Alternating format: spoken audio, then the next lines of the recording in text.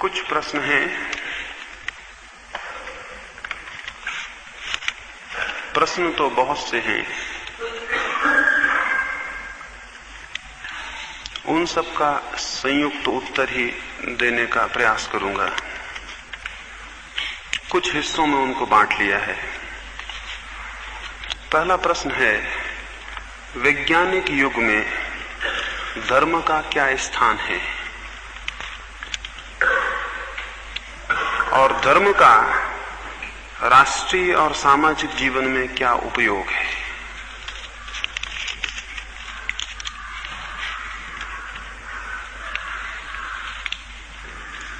विज्ञान से अर्थ ज्ञान की उस पद्धति का है जो पदार्थ में छिपी हुई अंतःशक्ति को खोजती है। धर्म से अर्थ उस ज्ञान की पद्धति का है जो चेतना के भीतर छिपी हुई अंतःशक्ति को खोजती है। धर्म और विज्ञान का कोई विरोध नहीं है, वरन धर्म और विज्ञान परिपूरक हैं।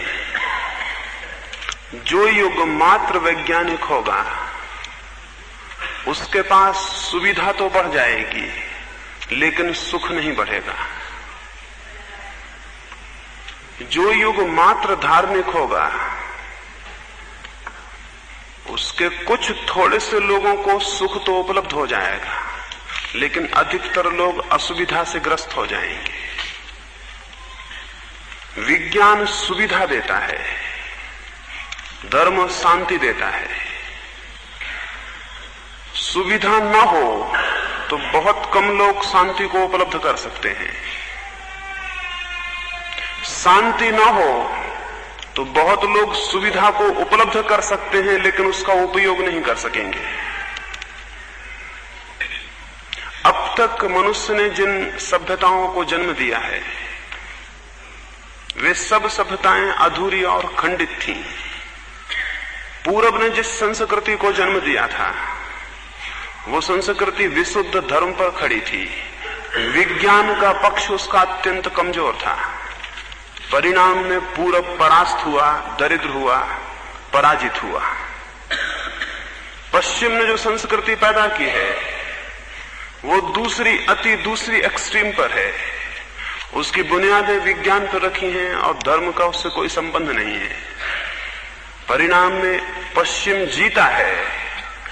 धन, समृद्धि, सुविधा उसने इकट्ठी की है लेकिन मनुष्य की अंतरात्मा को खो दिया है। भविष्य में जो संस्कृति पैदा होगी, अगर वो संस्कृति मनुष्य के हित में होने को है तो उस संस्कृति में धर्म और विज्ञान का संतुलन होगा। उस संस्कृति में धर्म और विज्ञान का समन्वय होगा। वो संस्कृति वैज्ञानिक या धार्मिक ऐसी नहीं होगी, वो संस्कृति वैज्ञानिक रूप से धार्मिक होगी या धार्मिक रूप से वैज्ञानिक होगी। ये दोनों प्रयोग असफल हो गए हैं। पूरब का प्रयोग असफल हो गया है, पश्चिम का प्रयोग भी असफल हो गया है। और एक मौका है कि हम एक जागतिक यूनिवर्सल प्रयोग करें जो पूरब का भी ना हो, पश्चिम का भी ना हो और जिसमें धर्म और विज्ञान संयुक्त हो। तो मैं आपको कहूंगा धर्म और विज्ञान का कोई विरोध नहीं है, जैसे शरीर और आत्मा का कोई विरोध नहीं है। जो मनुष्य केवल शरीर के आधार पर जिएगा वो अपनी आत्मा खो देगा और जो मनुष्य केवल आत्मा के आधार पर जीने के प्रयास करेगा वो भी ठीक से नहीं जी पाएगा क्योंकि शरीर को खोता चला जाएगा। जिस तरह मनुष्य का जीवन शरीर और आत्मा के बीच एक संतुलन और संयोग है, उसी तरह परिपूर्ण संस्कृति विज्ञान और धर्म के बीच संतुलन और संयोग होगी। विज्ञान उसका शरीर होगा, धर्म उसकी आत्मा होगी। लेकिन ये मैं आपसे कह दूं, अगर कोई मुझसे ये पूछे कि अगर विकल्प ऐसे हों कि हमें धर्म और विज्ञान में से चुनना है तो मैं कहूंगा कि हम धर्म को चुनने को राजी हैं। अगर कोई मुझसे ये कहे कि विज्ञान और धर्म में से चुनाव करना है, दोनों नहीं हो सकते, तो मैं कहूंगा हम धर्म को लेने को राजी हैं। हम दरिद्र रहना और असुविधा से रहना पसंद करेंगे लेकिन मनुष्य की अंतरात्मा को खोना पसंद नहीं करेंगे। उन सुविधाओं का क्या मूल्य है जो हमारे स्वत्व को छीन लें, और उस संपत्ति का क्या मूल्य है जो हमारे स्वरूप से हमें वंचित कर दे। वस्तुतः न वो संपत्ति है न वो सुविधा है। मैं एक छोटी सी कहानी कहूं, मुझे बहुत प्रीति कर रही। मैंने सुना है एक बार यूनान का एक बादशाह बीमार पड़ा। वो इतना बीमार पड़ा कि डॉक्टरों और चिकित्सकों ने कहा कि अब वो बच नहीं सकेगा, उसकी बचने की कोई उम्मीद न रही। उसके मंत्री और उसके प्रेम करने वाले बहुत चिंतित और परेशान हुए। गांव में तभी एक फकीर आया और किसी ने कहा उस फकीर को अगर लाएं तो लोग कहते हैं उसके आशीर्वाद से भी बीमारियां ठीक हो जाती हैं। वे उस फकीर को लेने गए। वो फकीर आया, उसने आते ही उस बादशाह को कहा, पागल हो, ये कोई बीमारी है? ये कोई बीमारी नहीं, इसका तो बड़ा सरल इलाज है। वो बादशाह जो महीनों से बिस्तर पर पड़ा था उठ के बैठ गया। उसने कहा, कौन सा इलाज? हम तो सोचे कि हम गए, हमें बचने की कोई आशा नहीं रही है। उसने कहा, बड़ा सरल सा इलाज है। आपके गांव में किसी शांत और समृद्ध आदमी का कोट लाके इन्हें पहना दिया जाए, ये स्वस्थ और ठीक हो जाएंगे। वजीर भागे। गांव में बहुत समृद्ध लोग थे। उन्होंने एक एक घर जाके कहा कि हमें आपका कोट चाहिए, एक शांत और समृद्ध आदमी का। उन समृद्ध लोगों ने कहा, हम दुखी हैं, कोट हम अपना प्राण दे सकते हैं, कोट की कोई बात नहीं, बादशाह बच जाए हम सब दे सकते हैं, लेकिन हमारा कोट काम नहीं करेगा क्योंकि हम समृद्ध तो हैं लेकिन शांत नहीं हैं। वे गांव में हर आदमी के पास गए। वे दिन भर खोजे और सांझ को निराश हो गए और उन्होंने पाया कि बादशाह का बचना मुश्किल है, दवा बड़ी महंगी है। सुबह उन्होंने सोचा था दवा बहुत आसान है, सांझ उन्हें पता चला दवा बहुत मुश्किल है, इसका मिलना संभव नहीं है। वे सब बड़े लोगों के पास हो आए थे। सांझ को वे थके मांदे उदास लौटते थे, सूरज डूब रहा था। गांव के बाहर नदी के पास एक चट्टान के किनारे एक आदमी बांसुरी बजाता था। वो इतनी संगीतपूर्ण थी और इतने आनंद से उसमें लहरें उठ रही थी। उन वजीरों में से एक ने कहा, हम अंतिम रूप से इस आदमी से और पूछ लें, शायद ये शांत हो। वे उसके पास गए और उन्होंने उससे कहा कि तुम्हारी बांसुरी की ध्वनि में, तुम्हारे गीत में इतना आनंद और इतनी शांति मालूम होती है कि क्या हम एक निवेदन करें? हमारा बादशाह बीमार है और एक ऐसे आदमी के कोट की जरूरत है जो शांत और समृद्ध हो। उस आदमी ने कहा, मैं अपने प्राण दे दूं, लेकिन जरा गौर से देखो, मेरे पास कोट नहीं है। उन्होंने गौर से देखा, अंधकार था, वो आदमी नंगा बांसुरी बजा रहा था। उस बादशाह को नहीं बचाया जा सका क्योंकि जो शांत था उसके पास समृद्धि नहीं थी और जो समृद्ध था उसके पास शांति नहीं थी। और ये दुनिया भी नहीं बचाई जा सकेगी क्योंकि जिन कौमों के पास शांति की बातें हैं उनके पास समृद्धि नहीं है, और जिन कौमों के पास समृद्धि है उनके पास शांति का कोई विचार नहीं। वो बादशाह मर गया, ये कौम भी मरेगी मनुष्य की। इलाज वही है जो उस बादशाह का इलाज था, वो इस मनुष्य की पूरी संस्कृति का भी इलाज है। हमें कोट भी चाहिए और हमें शांति भी चाहिए। अब तक हमारे ख्याल अधूरे रहे हैं, अब तक हमने मनुष्य को बहुत अधूरे ढंग से सोचा है और हमारी आदतें एक्सट्रीम पे चले जाने की हैं। मनुष्य के मन की सबसे बड़ी बीमारी अति है, एक्सट्रीम है। कन्फ्यूशियस एक गांव में ठहरा हुआ था। वहां किसी ने कन्फ्यूशियस को कहा, हमारे गांव में एक बहुत विद्वान, बहुत विचारशील आदमी है, आप उसके दर्शन करेंगे?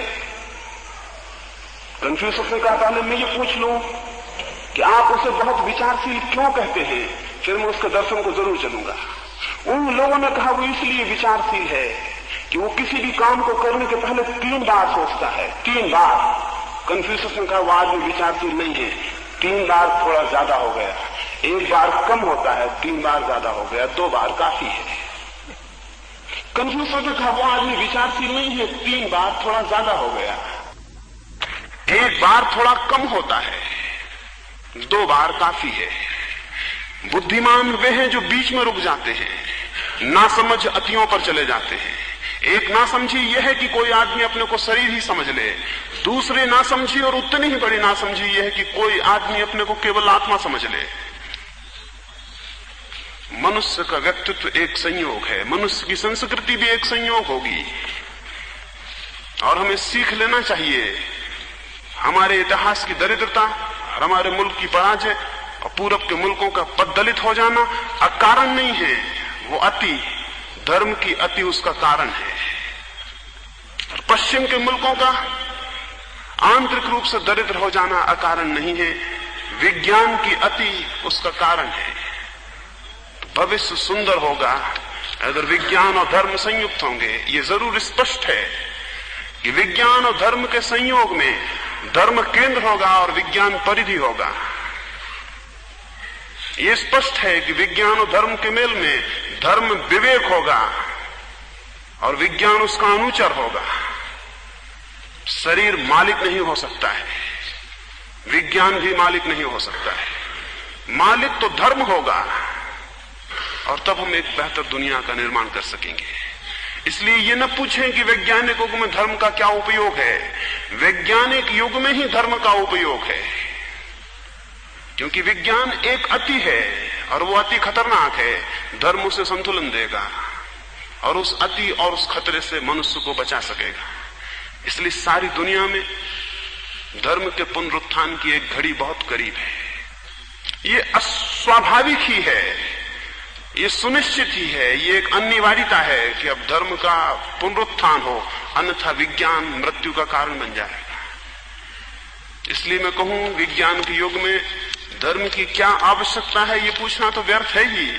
विज्ञान के युग में ही धर्म की सर्वाधिक आवश्यकता है। उसी से संबद्ध उन्होंने पूछा है कि राष्ट्रीय और सामाजिक जीवन में क्या उपयोग है। मैं समझता हूं मेरी इस बात से वो भी आपके ख्याल में आया होगा, क्योंकि जिस बात का उपयोग एक मनुष्य के लिए है उस बात का उपयोग अनिवार्यतया पूरे राष्ट्र पूरे समाज के लिए होगा। क्योंकि राष्ट्र और समाज क्या है? वे मनुष्यों के जोड़ के अतिरिक्त और क्या है? कोई इस भ्रम में ना रहे कि कोई राष्ट्र धर्म के अभाव में जी सकता है। भारत में ये दुर्भाग्य हुआ, हम कुछ शब्दों को भूल समझ गए। हमने धर्मनिरपेक्ष राज्य की बातें शुरू कर दी। हमें कहना चाहिए था संप्रदाय निरपेक्ष और हम कहने लगे धर्मनिरपेक्ष। संप्रदाय निरपेक्ष होना एक बात है और धर्मनिरपेक्ष होना बिल्कुल दूसरी बात है।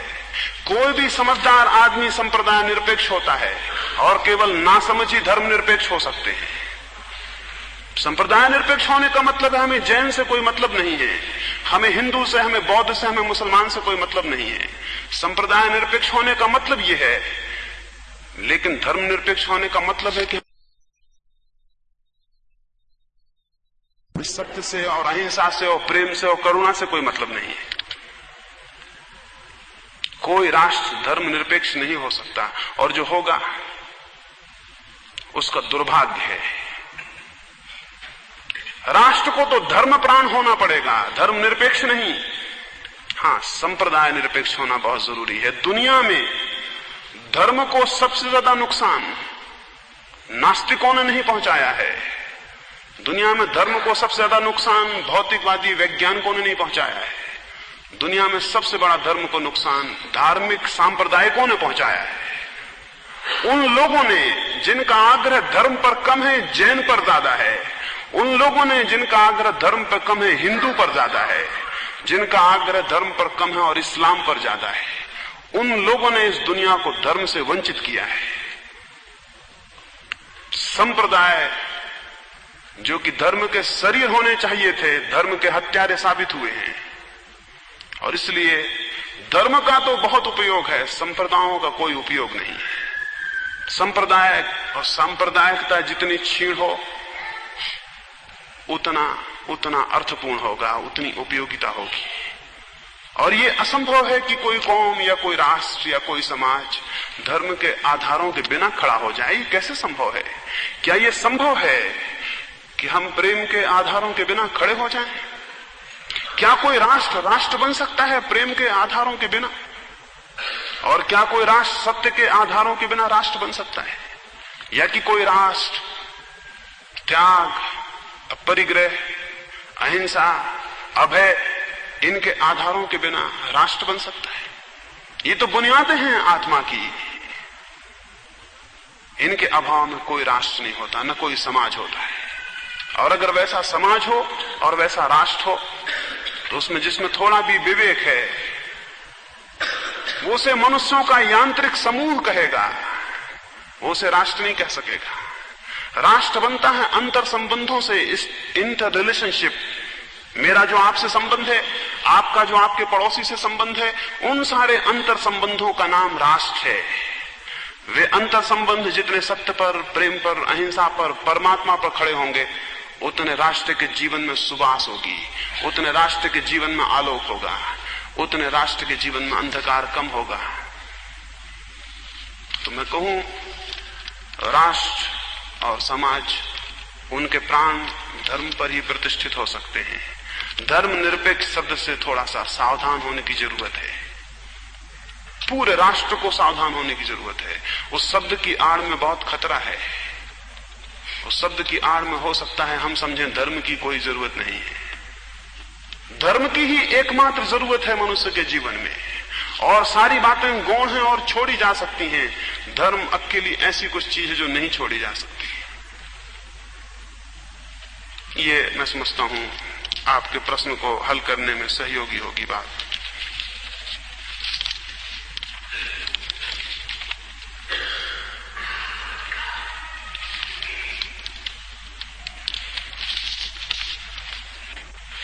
साधना में ध्यान किसका करना है?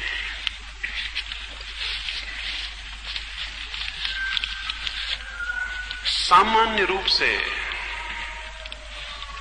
ध्यान के संबंध में जो भी विचार प्रचलित हैं, उसमें हम ध्यान को किसी के ध्यान के रूप में ख्याल करते हैं। किसी का ध्यान करेंगे,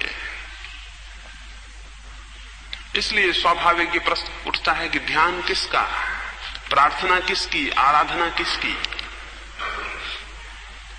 प्रेम किससे? मैंने सुबह आपको एक बात कही, एक प्रेम है जिसमें हम पूछते हैं प्रेम किससे, और एक प्रेम है जिसमें हम ये पूछते हैं प्रेम मेरे भीतर या नहीं, किससे कोई संबंध नहीं है। तो मैंने कहा प्रेम की दो अवस्थाएं हैं, एक लव एज रिलेशनशिप, प्रेम एक संबंध की तरह, और एक प्रेम as a state of mind, प्रेम मनोस्थिति की तरह। पहले प्रेम में हम पूछते हैं किससे। अगर मैं आपसे कहूं मैं प्रेम करता हूं तो आप पूछेंगे किससे, और मैं अगर ये कहूं कि किसका कोई सवाल नहीं, मैं बस प्रेम करता हूं, तो आपको दिक्कत होगी। लेकिन दूसरी बात ही समझने की है, वही आदमी प्रेम करता है जो बस प्रेम करता है और किसका कोई सवाल नहीं है। क्योंकि जो आदमी किसी से प्रेम करता है वो शेष से क्या करेगा? वो शेष के प्रति घृणा से भरा होगा।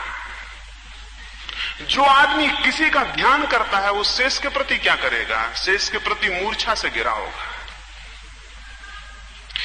हम जिस ध्यान की बात कर रहे हैं वो किसी का ध्यान नहीं है, ध्यान की एक अवस्था है। अवस्था का मतलब यह है, ध्यान का मतलब किसी को स्मरण में लाना नहीं है। ध्यान का मतलब सब जो हमारे स्मरण में है उनको गिरा देना है, और एक स्थिति लानी है कि केवल चेतना मात्र रह जाए, केवल कॉन्शियसनेस मात्र रह जाए, केवल अवेयरनेस मात्र रह जाए। यहां हम एक दिया जलाएं और यहां से सारी चीजें हटा दें तो भी दिया प्रकाश करता रहेगा। वैसे ही अगर हम चित्त से सारे ऑब्जेक्ट्स हटा दें, चित्त से सारे विचार हटा दें, चित्त से सारी कल्पनाएं हटा दें, तो क्या होगा? जब सारी कल्पनाएं और सारे विचार हट जाएंगे तो क्या होगा? चेतना अकेली रह जाएगी। चेतना की वो अकेली अवस्था ध्यान है। ध्यान किसी का नहीं करना होता, ध्यान एक अवस्था है जब चेतना अकेली रह जाती है। जब चेतना अकेली रह जाए और चेतना के सामने कोई विषय, कोई ऑब्जेक्ट ना हो, उस अवस्था का नाम ध्यान है। मैं ध्यान का उसी अर्थ में प्रयोग कर रहा हूं। जो हम प्रयोग करते हैं वो ठीक अर्थों में ध्यान नहीं, धारणा है। ध्यान तो उपलब्ध होगा जो हम प्रयोग कर रहे हैं। समझ लें, रात्रि को हमने प्रयोग किया चक्रों पर, सुबह हम प्रयोग करते हैं श्वास पर, ये सब धारणा है, ये ध्यान नहीं है। इस धारणा के माध्यम से एक घड़ी आएगी कि श्वास भी विलीन हो जाएगी। इस धारणा के माध्यम से एक घड़ी आएगी, शरीर भी विलीन हो जाएगा, विचार भी विलीन हो जाएंगे। जब सब विलीन हो जाएगा तो क्या शेष रहेगा? जो शेष रहेगा उसका नाम ध्यान है। जब सब विलीन हो जाएंगे तो जो शेष रह जाएगा उसका नाम ध्यान है। धारणा किसी की होती है और ध्यान किसी का नहीं होता। तो धारणा हम कर रहे हैं, चक्रों की कर रहे हैं, श्वास की कर रहे हैं। आप पूछेंगे कि बेहतर ना हो कि हम ईश्वर की धारणा करें, बेहतर ना हो कि हम किसी मूर्ति की धारणा करें। वो खतरनाक है। वो खतरनाक इसलिए है कि मूर्ति की धारणा करने से वो अवस्था नहीं आएगी जिसको मैं ध्यान कह रहा हूं। मूर्ति की धारणा करने से मूर्ति ही आती रहेगी, और जितनी मूर्ति की धारणा घनी होती जाएगी उतनी मूर्ति ज्यादा आने लगेगी। रामकृष्ण को ऐसा हुआ था। वो काली के ऊपर ध्यान करते थे, धारणा करते थे। फिर धीरे धीरे उनको ऐसा हुआ कि काली को उनको साक्षात होने लगे। अंतस में आंख बंद करके मूर्ति सजीव हो जाती। वो बड़े रसमुग्ध हो गए, बड़े आनंद में रहने लगे। फिर वहां एक सन्यासी का आना हुआ और उस सन्यासी ने कहा कि तुम ये जो कर रहे हो ये केवल कल्पना है, ये सब इमेजिनेशन है, ये परमात्मा का साक्षात नहीं है। रामकृष्ण ने कहा परमात्मा का साक्षात नहीं, मुझे साक्षात होता है काली का। उस सन्यासी ने कहा काली का साक्षात परमात्मा का नहीं, किसी को काली का होता, किसी को क्राइस्ट का होता, किसी को कृष्ण का होता। ये सब मन की ही कल्पनाएं हैं। परमात्मा के साक्षात का कोई रूप नहीं है, और परमात्मा का कोई चेहरा नहीं है, और परमात्मा का कोई ढंग नहीं है, और कोई आकार नहीं है। जिस क्षण चेतना निराकार में पहुंचती है उस क्षण वो परमात्मा में पहुंचती है। परमात्मा का साक्षात नहीं होता, परमात्मा से सम्मिलन होता है। आमने सामने कोई खड़ा नहीं होता कि इस तरफ आप खड़े हैं उस तरफ परमात्मा खड़े हुए हैं। एक घड़ी आती है कि आप लीन हो जाते हैं समस्त सत्ता के बीच, जैसे बूंद सागर में गिर जाए, और उस घड़ी में जो अनुभव होता है वो अनुभव परमात्मा का है। परमात्मा का साक्षात या दर्शन नहीं होता, परमात्मा के मिलन की एक अनुभूति होती, जिससे बूंद को सागर में गिरते वक्त अगर हो तो होगी। तो सन्यासी ने कहा ये तो भूल है, ये तो कल्पना है। उसने रामकृष्ण से कहा कि अपने भीतर जिस भांति इस मूर्ति को आपने खड़ा किया है उसी भांति इसको दो टुकड़े कर दें। एक कल्पना की तलवार उठाएं और मूर्ति को दो टुकड़े कर दें। रामकृष्ण बोले तलवार? वहां कैसे तलवार उठाऊंगा? उस सन्यासी ने कहा जिस भांति मूर्ति को बनाया, वो भी एक धारणा है। तलवार की भी धारणा करें और तोड़ दें, कल्पना से कल्पना खंडित हो जाए। जब मूर्ति गिर जाएगी और कुछ शेष ना रह जाएगा। जगत तो विलीन हो गया है, अब एक मूर्ति रह गई, उसको भी तोड़ दें। जब खाली जगह रह जाएगी तो परमात्मा का साक्षात होगा। उसने कहा जिसको आप परमात्मा समझे हैं वो परमात्मा नहीं, परमात्मा को पाने में लास्ट हिंड्रेंस, वो आखिरी अवरोध है, उसको और गिरा दें। रामकृष्ण को बड़ा कठिन पड़ा, जिसको इतने प्रेम से संभाला, जिस मूर्ति को वर्षों साधा, जो मूर्ति बड़ी मुश्किल से जीवित मालूम होने लगी, उसको तोड़ना। वो बार बार आंख बंद करते हो, वापस लौट आते, वो कहते कि ये कुकृत्य मुझसे नहीं हो सकेगा। उस सन्यासी ने कहा नहीं हो सकेगा तो परमात्मा का सानिध्य नहीं होगा। उस सन्यासी ने कहा परमात्मा से तुम्हारा प्रेम थोड़ा कम है, एक मूर्ति को तुम परमात्मा के लिए हटाने के लिए राजी नहीं हो। उसने कहा परमात्मा से तुम्हारा प्रेम थोड़ा कम है, एक मूर्ति को तुम परमात्मा के लिए हटाने को राजी नहीं हो। हमारा भी परमात्मा से प्रेम बहुत कम है, हम भी बीच में मूर्तियां लिए हुए हैं और संप्रदाय लिए हुए हैं और ग्रंथ लिए हुए हैं, और कोई उनको हटाने को राजी नहीं है।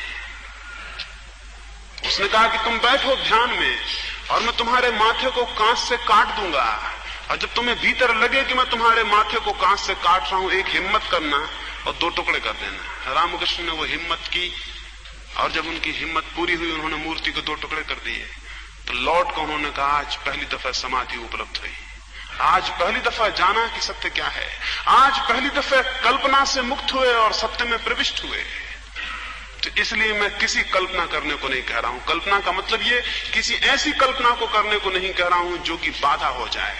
और जो थोड़ी सी बातें मैंने कही हैं, जैसे चक्रों की, जैसे श्वास की, इनसे कोई बाधाएं नहीं, क्योंकि इनसे कोई प्रेम पैदा नहीं होता और इनसे कोई मतलब नहीं है। ये केवल कृत्रिम उपाय हैं जिनके माध्यम से भीतर प्रवेश हो जाएगा, और ये बाधाएं नहीं हो सकते हैं। तो केवल उन कल्पनाओं के प्रयोग की बात कर रहा हूं जो अंततः ध्यान में प्रवेश होने में बाधा न बन जाए। इसलिए मैंने किसी का ध्यान करने को आपको नहीं कहा है, सिर्फ ध्यान में जाने को कहा है। ध्यान करने को नहीं, ध्यान में जाने को कहा है। किसी का ध्यान नहीं करना है, अपने भीतर ध्यान में पहुंचना है। इसे थोड़ा स्मरण रखेंगे तो बहुत सी बातें साफ हो सकेंगी। आत्मिक शक्तियां उच्च होते हुए भी सांसारिक रुचियों के सम्मुख परास्त क्यों हो जाती हैं? आज तक नहीं हुई।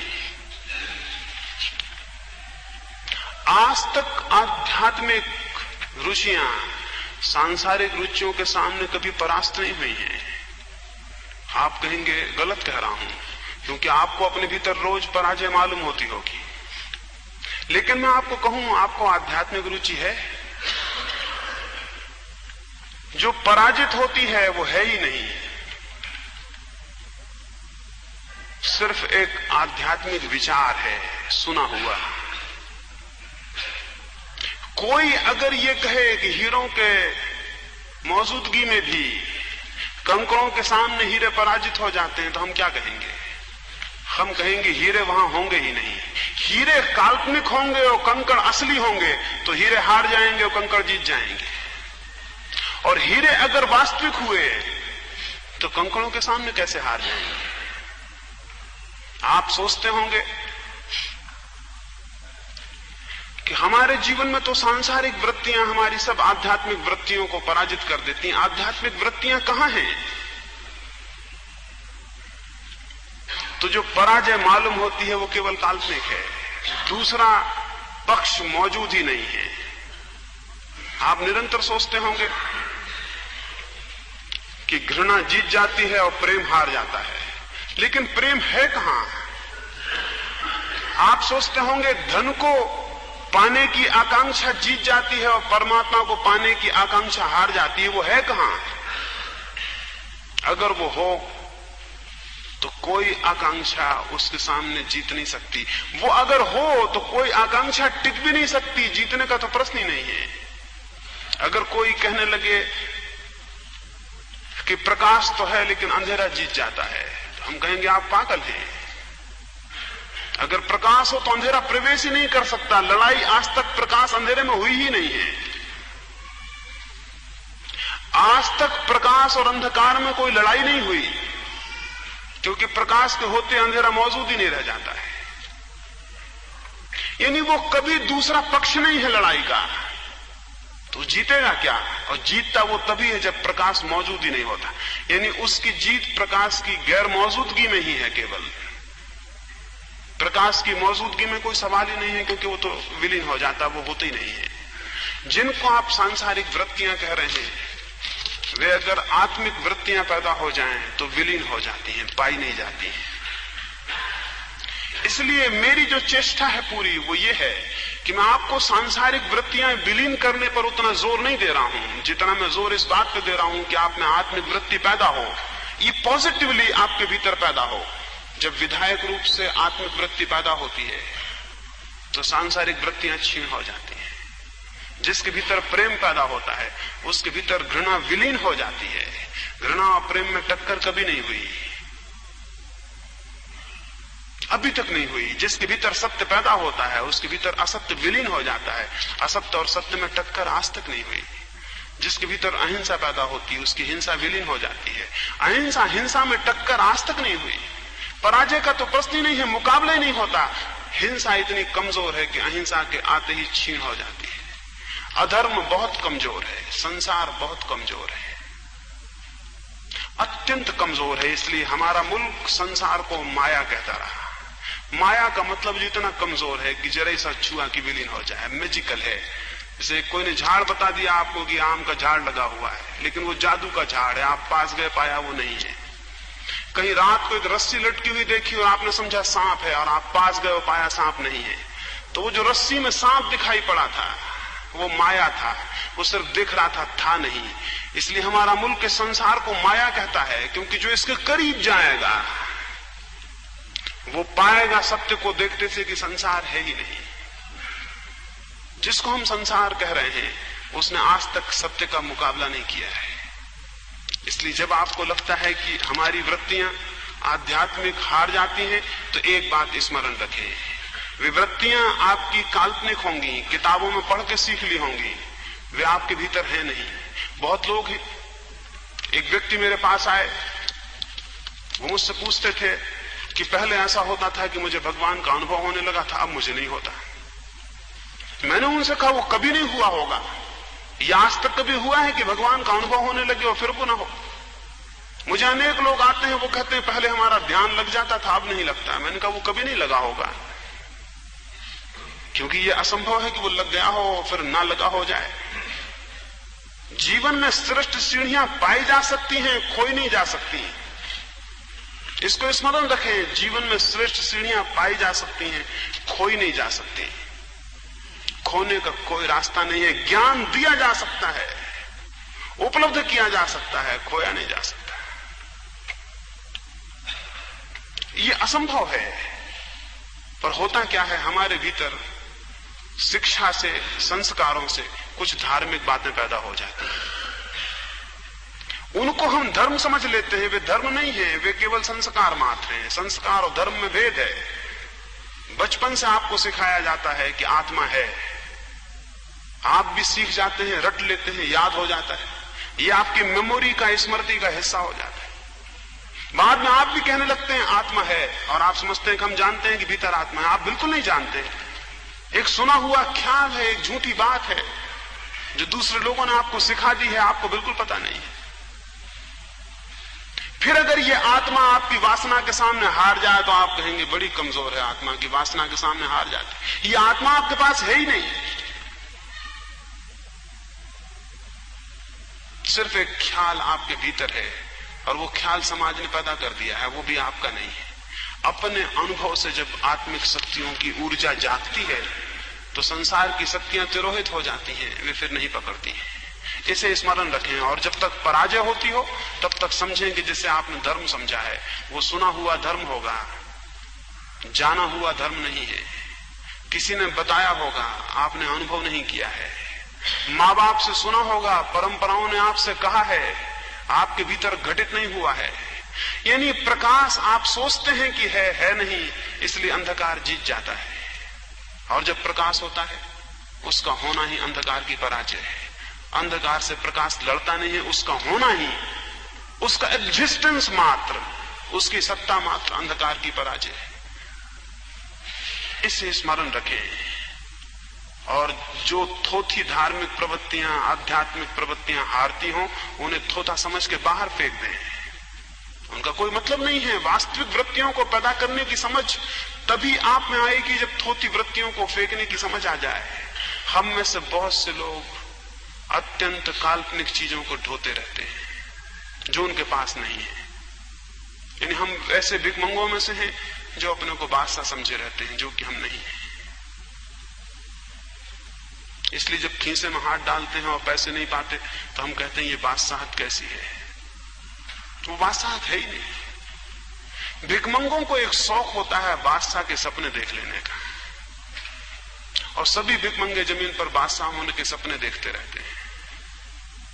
तो जितने हम सांसारिक होते हैं, हम में से लोग उतने ही धार्मिक होने के सपने भी देखते हैं। सपनों की कई तरकीबें हैं। सुबह मंदिर हो आते हैं, कभी कुछ थोड़ा दान दक्षिणा भी करते हैं, कभी व्रत उपवास भी रख लेते हैं, कभी कोई गीता, कुरान, बाइबल भी पढ़ लेते हैं। तो ये भ्रम पैदा होता है कि हम धार्मिक हैं। ये सब धार्मिक होने का भ्रम पैदा करने के रास्ते हैं। और फिर जब ये धार्मिक प्रवृत्तियां जरा सी सांसारिक प्रवृत्ति के सामने हार जाती हैं तो बड़ा क्लेश होता है, बड़ा पश्चाताप होता है। और हम सोचते हैं कि धार्मिक प्रवृत्तियां कितनी कमजोर हैं और सांसारिक प्रवृत्तियां कितनी प्रबल हैं। आप में धार्मिक प्रवृत्तियां है ही नहीं। धर्म होने का आप धोखा अपने को दे रहे हैं। तो जो प्रवृत्ति हारती हो वासना के समक्ष, उसे जानना कि वो मिथ्या है, ये कसौटी है। जो आध्यात्मिक प्रवृत्ति सांसारिक प्रवृत्ति के सामने हारती हो, इसे कसौटी समझना कि वो मिथ्या है, वो झूठी है। जिस दिन कोई ऐसी प्रवृत्ति भीतर पैदा हो जाए कि जिसके मौजूद होते ही सांसारिक प्रवृत्तियां विलीन हो जाएं, खोजे से ना मिले, उस दिन समझना कि कुछ घटित हुआ है, किसी धर्म का अवतरण हुआ है। सुबह सूरज उगाए और अंधेरा वैसी का वैसा बना रहे, तो हम समझेंगे कि सपने में देख रहे हैं कि सूरज उगा है। जब सूरज उगता है अंधकार अपने आप विलीन हो जाता है। आज तक सूरज का अंधकार से मिलना नहीं हुआ है। अभी तक सूरज को पता नहीं है कि अंधकार भी होता है, उसको पता हो भी नहीं सकता है। आज तक आत्मा को पता नहीं है कि वासना होती भी है। जिस दिन आत्मा जागती है वासना पाई नहीं जाती, उनकी अभी तक मुलाकात नहीं हुई है। इसे स्मरण रखें, इसे कसौटी की तरह स्मरण रखें, वो कसौटी उपयोगी होगी।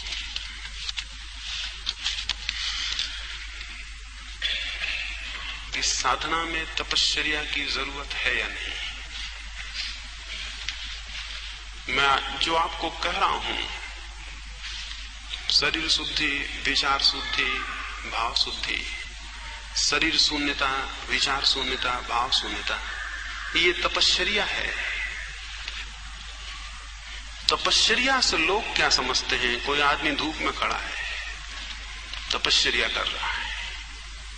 कोई आदमी कांटों में लेटा हुआ है, तपश्चर्या कर रहा है। कोई आदमी भूखा बैठा हुआ है, तपश्चर्या कर रहा है। तपश्चर्या की हमारी दृष्टियां अत्यंत मेटीरियलिस्टिक है, बहुत शारीरिक है हमारी दृष्टि तपश्चर्या की जो है। तपश्चर्या का अर्थ हमारे लिए शरीर कष्ट है। शरीर को कोई कष्ट दे रहा है तो तपश्चर्या कर रहा है, जबकि तपश्चर्या का कोई संबंध शरीर के कष्ट से नहीं है। तपश्चर्या बड़ी अद्भुत बात है। तपश्चर्या कुछ बात ही और है। एक आदमी उपवास कर रहा है, हम समझते हैं तपश्चर्या कर रहा है, वो केवल भूखा मर रहा है। और मैं तो ये भी कहता हूं कि वो उपवास कर ही नहीं रहा, वो केवल अनाहार है। अनाहार रहना, भोजन न करना एक बात है, उपवास में रहना बिल्कुल दूसरी बात है। उपवास का मतलब है परमात्मा के निकट निवास। उपवास का अर्थ है आत्मा के निकट होना। उपवास का अर्थ है आत्मा के सानिध्य में होना। और अनाहार का क्या मतलब है? अनाहार का मतलब है शरीर के सानिध्य में होना। वे विपरीत बातें हैं। भूखा आदमी शरीर के सानिध्य में होता है, आत्मा के सानिध्य में नहीं। उससे तो पेट भरा हुआ आदमी कम सानिध्य में होता है शरीर के, क्योंकि भूखा आदमी पूरे वक्त भूख की और पेट की और शरीर के संबंध में सोचता है। उसके चिंतन की धारा शरीर होती है। उसका आंतरिक सानिध्य शरीर से और रोटी से होता है। अगर भूखा रहना कोई सद्गुण होता तो दरिद्रता गौरव हो जाती। अगर भूखे मरना कोई आध्यात्मिकता होती तो दरिद्र मुल्क आध्यात्मिक हो जाते।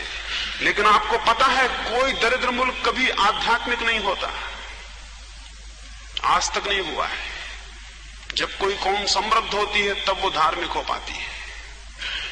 जिन दिनों की आपको स्मरण है जब ये पूरब के मुल्क धार्मिक थे, भारत धार्मिक था, बड़े समृद्धि के, बड़े सुख के, बड़े सौभाग्य के दिन थे। वे महावीर और बुद्ध राजाओं के पुत्र थे।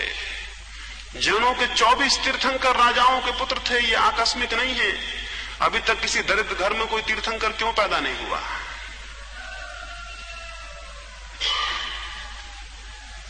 पीछे कारण है। अत्यंत समृद्धि में पहली बार तपश्चर्या शुरू होती है। दरिद्र तो शरीर के निकट होता है, समृद्ध शरीर से मुक्त होने लगता है। इस अर्थों में मुक्त होने लगता है कि उसकी जरूरतें तो शरीर की पूरी हो गई होती हैं और नई जरूरतों का उसे पहली दफा बोध होता है जो आत्मा की है। इसलिए मैं भूखे मरने के पक्ष में नहीं हूं, न किसी को भूखे मारने के पक्ष में हूं, और न गरीबी को आध्यात्मिकवाद कहता हूं। जो लोग ऐसा कहते हैं वो धोखे में हैं और दूसरों को धोखे में डाल रहे हैं, और वे केवल गरीबी का समर्थन कर रहे हैं और संतोष के झूठे रास्ते निकाल रहे हैं।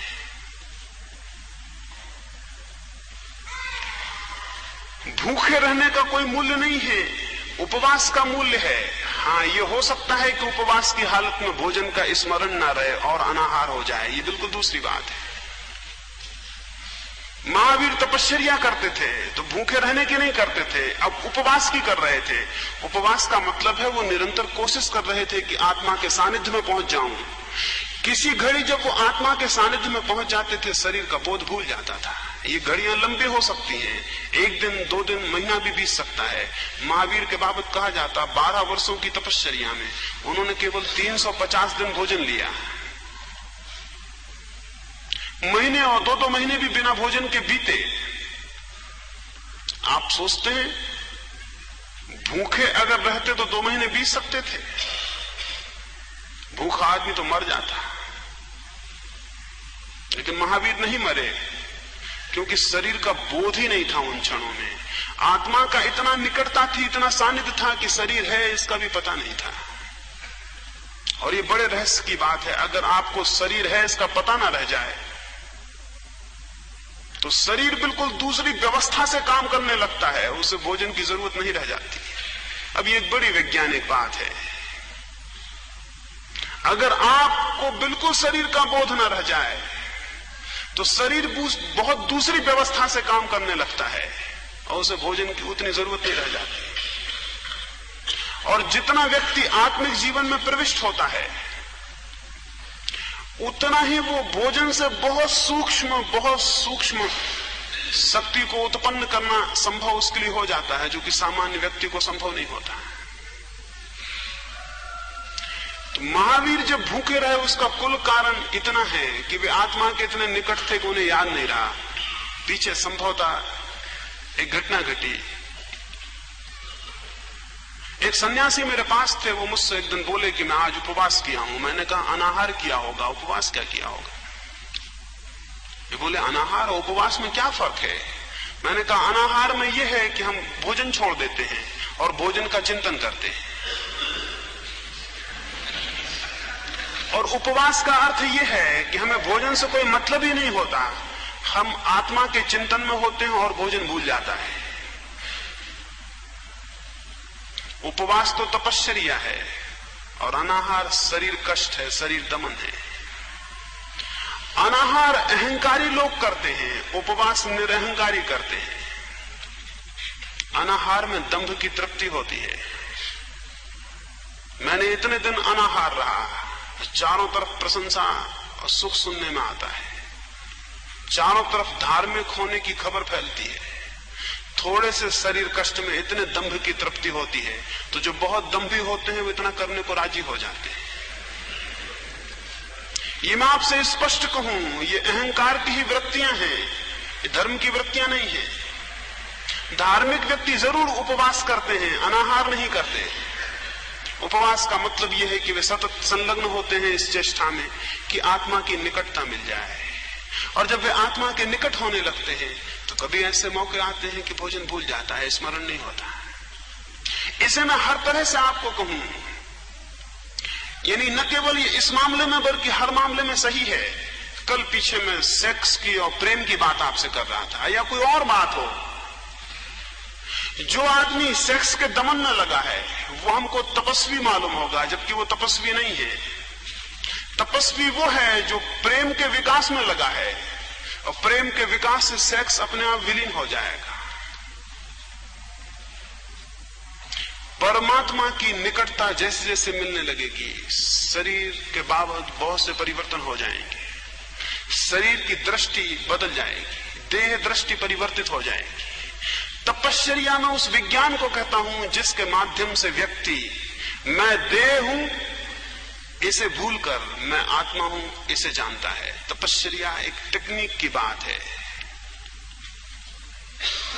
तपश्चर्या एक टेक्निक है, एक सेतु है, एक रास्ता है जिसके माध्यम से व्यक्ति मैं देह हूं इसको भूल जाता है और उसे इस बोध का जन्म होता है कि मैं आत्मा हूं। लेकिन भ्रांत तपश्चर्याएं सारी दुनिया में चली हैं और उन भ्रांत तपश्चर्याओं ने बड़े खतरे पैदा किए हैं। उनसे कुछ दंभियों का दंभ तो तृप्त होता है, लेकिन जनमानस को नुकसान पहुंचता है, क्योंकि जनमानस समझता है यही तपश्चर्या है, यही साधना है, यही योग है। ये कुछ साधनाएं नहीं है, कुछ योग नहीं है। और एक बात आपको कह दूं, जो लोग इस तरह से शरीर दमन में उत्सुक होते हैं वे कुछ न्यूरोटिक होते हैं, थोड़े से विक्षिप्त होते हैं। और भी मैं आपको ये बात कहूं कि जो लोग अपने शरीर को कष्ट देने में मजा लेते हैं, ये वही लोग हैं जिन्होंने किसी दूसरे के शरीर को कष्ट देने में मजा लिया होता। और ये केवल परिवर्तन की बात है कि जो कष्ट इन्होंने दूसरों को लेने में मजा लिया होता, ये अपने शरीर को दे के ले रहे हैं। ये हिंसक लोग हैं, ये आत्महिंसा है, ये अपने साथ हिंसा है।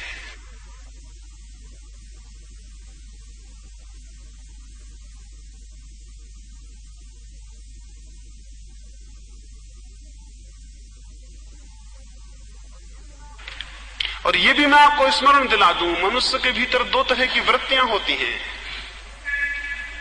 एक उसमें जीवन की वृत्ति होती है कि मैं जीवित रहूं, आपको ये शायद पता ना हो, उसमें एक मृत्यु की वृत्ति भी होती है कि मैं मर जाऊं।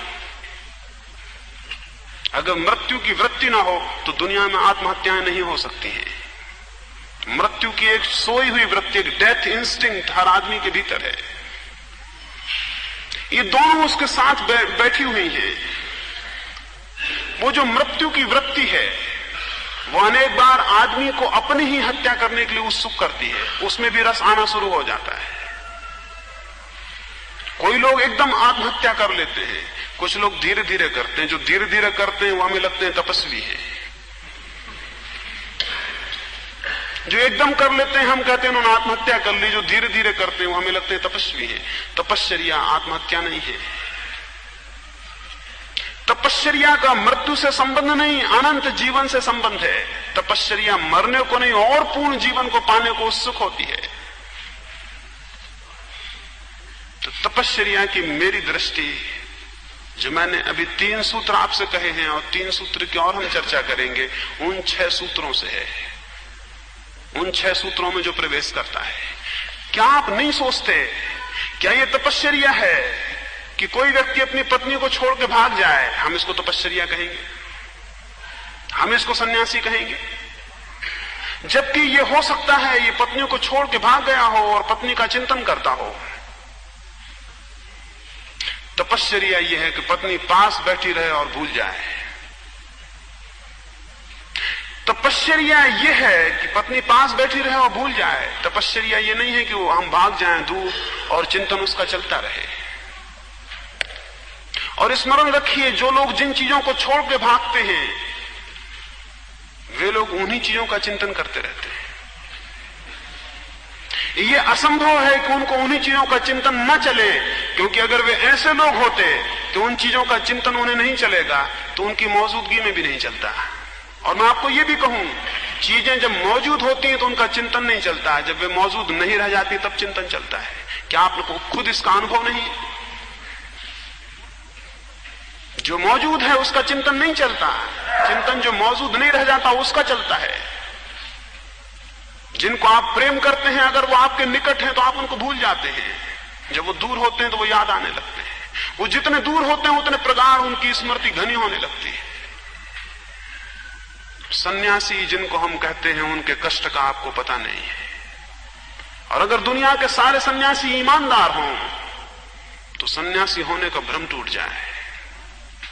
और अगर वे ईमान से अपनी आत्म व्यथा को कहते हैं जो उनके भीतर घटित होता है, और जो वेदनाएं वे सहते हैं, और जिन वासनाओं से वे ग्रसित होते हैं, और जो वासनाएं उन्हें पीड़ा देती हैं, और जो शैतान उन्हें सताता हुआ मालूम होता है, अगर वो उसको सबको खोल दें तो आपको पता चले कि नरक जमीन पर और कहीं नहीं हो सकता है।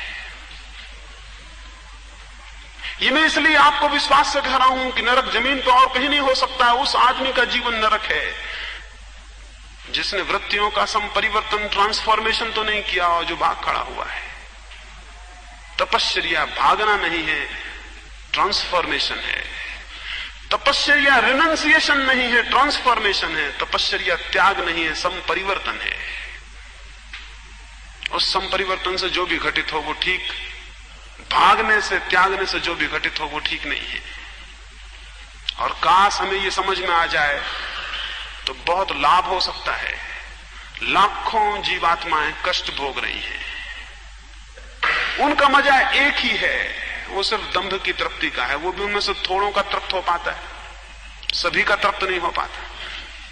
उसमें जो बहुत प्रतिभाशाली होते हैं किसी कारण से, उनका दंभ तो तृप्त हो जाता है, से सिर्फ कष्ट भोगते हैं, लेकिन इस आशा में कि शायद स्वर्ग मिलेगा, शायद नरक से बच जाएंगे, शायद मोक्ष मिलेगा। वही लोभ जो आपको पकड़े हुए उन्हें पकड़े रहता है, और लोभ बहुत से कष्ट सहने की सामर्थ्य दे देता है।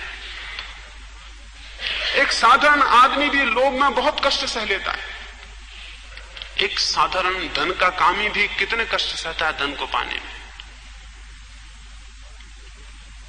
स्वर्ग के लोभी भी सह लेते हैं। जब क्राइस्ट को लोग हत्या के लिए सूली पर ले जाने लगे तो उनके एक शिष्य ने पूछा, ये तो बता दें, हमने आपके लिए ये सब छोड़ा, भगवान के राज्य में हमारे साथ क्या व्यवहार होगा? उसने कहा, हमने आपके लिए सब छोड़ा, भगवान के राज्य में हमारे लिए क्या स्थान होगा, क्या व्यवहार होगा? क्राइस्ट ने उसे बहुत दया से देखा होगा, और शायद दयावश या मजाक में, पता नहीं उन्होंने क्यों कहा, उन्होंने कहा, भगवान के पास ही तुम्हारे लिए भी स्थान रहेगा। वो आदमी खुश हो गया। उसने कहा, तब ठीक है, इस आदमी को त्यागी कहिएगा, इससे बड़े लोभी खोजने जमीन पर मुश्किल है। जिसने पूछा कि हमने सब छोड़ा, वहां क्या मिलेगा? जिसको मिलने का ख्याल है उसने कुछ छोड़ा ही नहीं। इसलिए ये सारी तपश्चर्या वाली जो बातें हैं, इन तपश्चर्या की बात करने वाले हर एक साथ में प्रलोभन भी देते हैं कि इस तपश्चर्या के साथ ये मिलेगा। वो तपश्चर्या झूठी है जिसमें मिलने का ख्याल है, क्योंकि वो तपश्चर्या नहीं है, वो लोभ का एक रूप है। इसलिए जितनी तपश्चर्याएं हैं, आप में सबको साथ लगा हुआ मिलेगा पीछे ही कि इस तपश्चर्या को करने से ये मिलेगा। और जिन जिन ने ये तपश्चर्या की पीछे इतिहास में उनको ये मिला है, ये सब ग्रीड के, लोभ के रूप है। तपस्वी वो है, सिर्फ एक ही तपश्चर्या है, और वो ये है कि वो स्वयं को जानने में लगे। इस वजह से नहीं कि स्वयं को जानने से कोई स्वर्ग में जगह मिल जाएगी, कोई बहिष्ठ में जगह मिल जाएगी, कोई बड़ा सुख होगा, बल्कि इसलिए कि स्वयं को न जानना जीवन को ही नहीं जानना है। और स्वयं को न जानना, जिसमें थोड़ी भी बोध है, उसे स्वयं को जानने की वृत्ति का और विचार का पैदा न हो जाना असंभव है।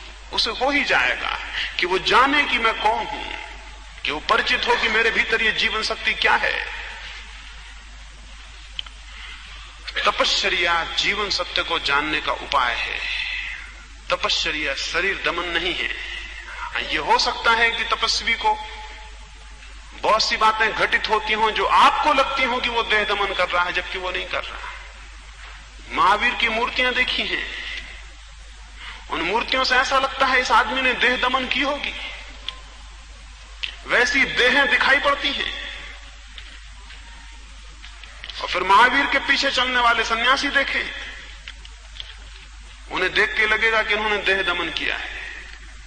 रूखे सूख गए उनके प्राण स्रोत हैं, उदास और शिथिल उनकी काया है। वैसा ही चित्त भी शिथिल है, सिर्फ एक लोभ के बस खींचे चले जा रहे हैं। वो आनंद कहां है, वो शांति कहां है जो महावीर की मूर्ति में दिखाई पड़ती है? ये थोड़ा विचारणीय है। महावीर के शरीर पर जो भी परिणाम हुए होंगे, महावीर ने वस्त्र छोड़ दिए, हम सोचे उन्होंने वस्त्र छोड़ दिए क्योंकि उन्होंने सोचा कि वस्त्र को त्याग करना चाहिए। नहीं, क्योंकि उन्होंने जाना कि नग्न होने का भी आनंद है। मैं आपको ये बहुत एम्फेटिकली, बहुत जोर से कहना चाहता हूं, महावीर ने वस्त्र इसलिए नहीं छोड़े कि वस्त्र छोड़ने में कोई आनंद है, वस्त्र इसलिए छोड़े कि नग्न होने में कोई आनंद है। नग्न होना इतना आनंद है कि वस्त्र पहनना कष्ट हो गया।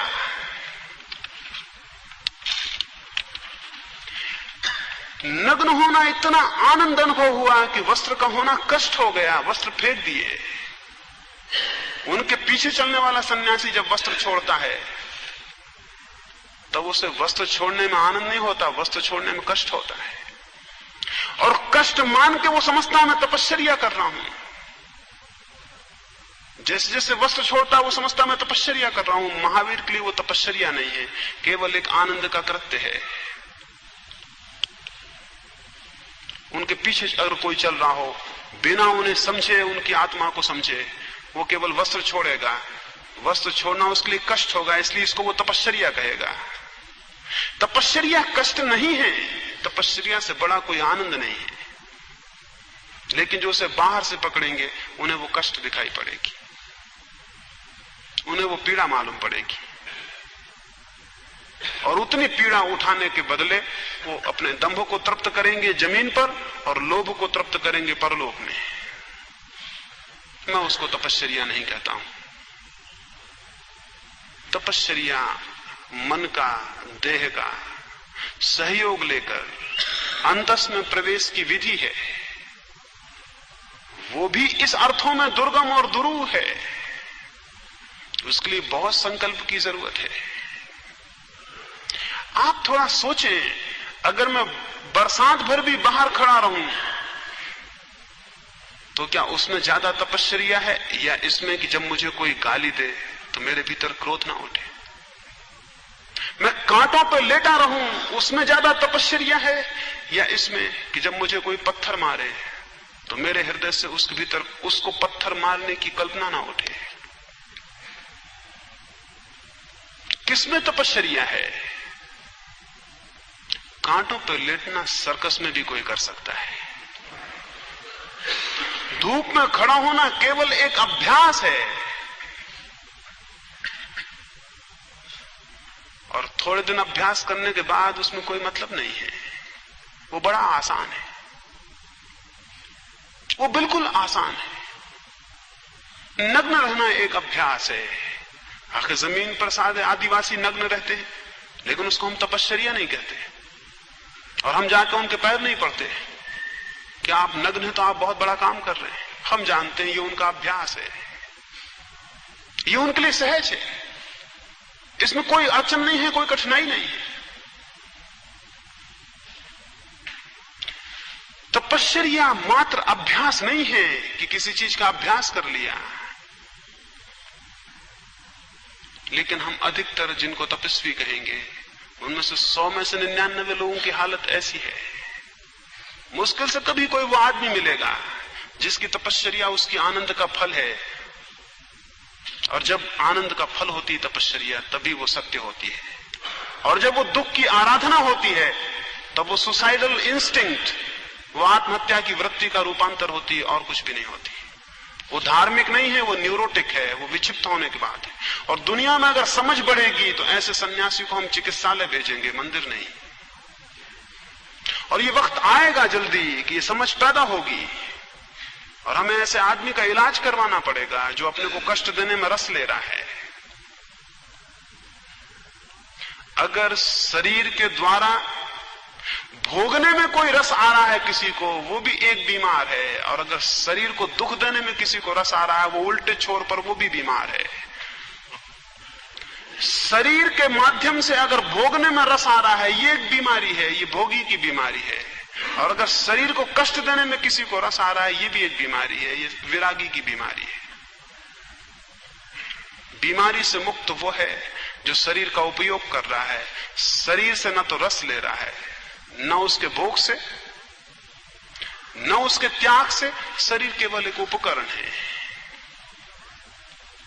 उसको दबा के या उसको फुला के, उस पर जिसका ना कोई सुख आधारित है, ना कोई दुख आधारित है, जिसके आनंद शरीर पर निर्भर नहीं है, जिसके आनंद आत्मा पर निर्भर है, वो आदमी सन्यास की तरफ गतिमान है।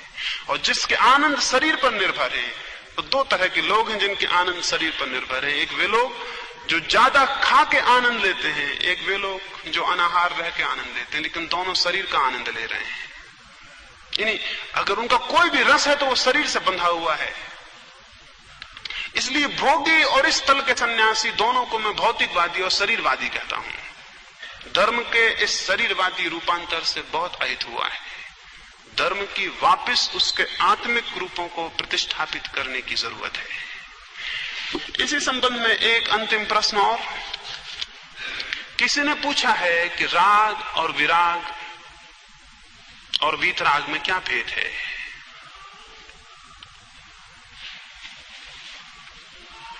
जो मैंने अभी बात कही उसे अगर समझेंगे तो राग का अर्थ है किसी चीज में आसक्ति, विराग का अर्थ है उस आसक्ति का विरोध। एक व्यक्ति धन इकट्ठा करता है, ये राग है, और एक आदमी धन को लात मार के भाग जाता है, ये विराग है। लेकिन दोनों की दृष्टि धन पर लगी है। जो इकट्ठा